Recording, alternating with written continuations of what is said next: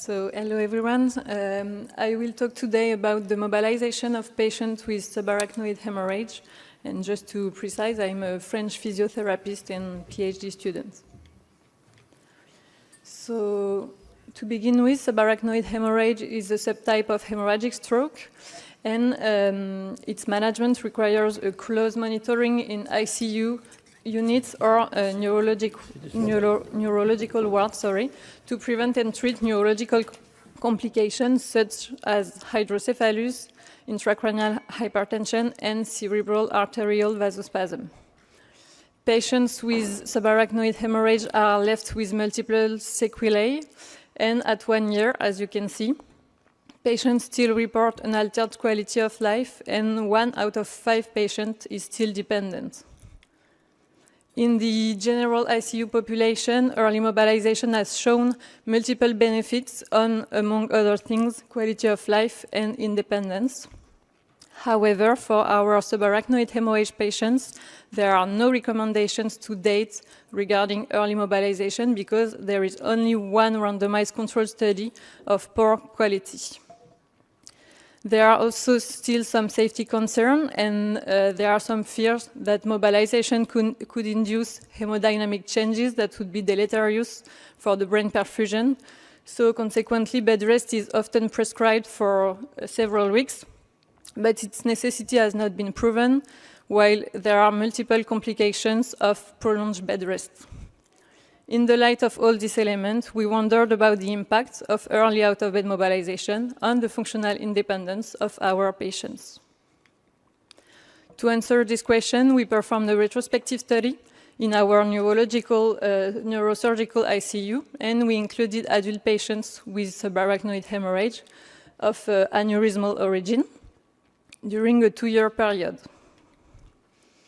We split our population into 2 groups, patients who were mobilized early, before day 5, and patients who were not mobilized early. They constituted the EOM and DOM group. The first out-of-bed mobilization was considered as the first time patients was taken out of bed by standing or by means of a lift. And we assessed the impact of early out-of-bed mobilization on 3 months functional independence and cerebral vasospasm occurrence.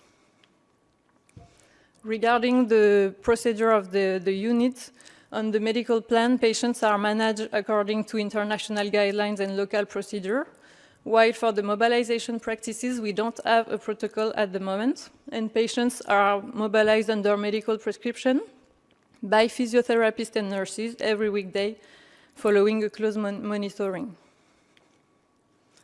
So out of the 236 eligible patients with SAH, we were able to include 179.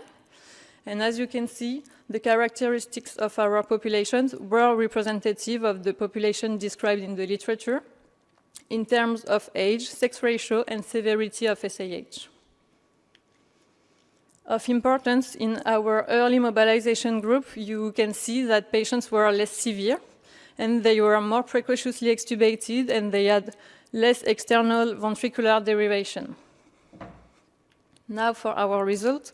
So regarding 3 months functional independence, patients who were mobilized early were more likely to be dependent than patients who were not. And as you saw earlier, there were differences between our 2 groups, so we performed a multivariate analysis taking into account the severity of SAH, as it's the most important predictor of independence. And you can see here that early mobilization was still associated with functional independence, independently of the severity of SAH. Now, regarding cerebral vasospasm, you can see that patients who were mobilized early did not experience more vasospasm than patients who were not, and there were even a tendency for less vasospasm, but it was not statistically significant. We also looked at the impact of the delay between subarachnoid hemorrhage onset and the first mobilization, out-of-bed mobilization. And you can see here that the earlier the first out-of-bed mobilization, the higher the odds of 3 months functional independence. Inversely, the later the first out-of-bed mobilization, the higher the probability of vasospasm.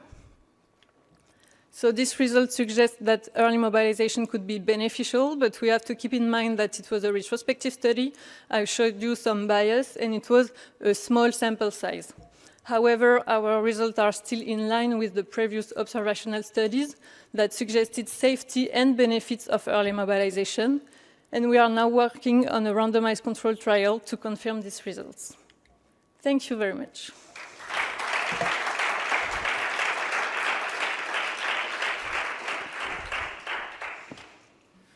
Thank you for your presentation. There is time for questions.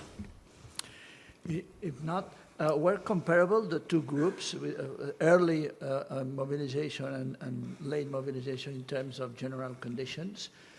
Did you perform a matched analysis or So yes, when we tried to submit our article, reviewers asked for a propensity match analysis, but there was only a few patients that could be matched because, as you can see in the early mobilization group, there were only 31 patients. So the results were not very interpretable.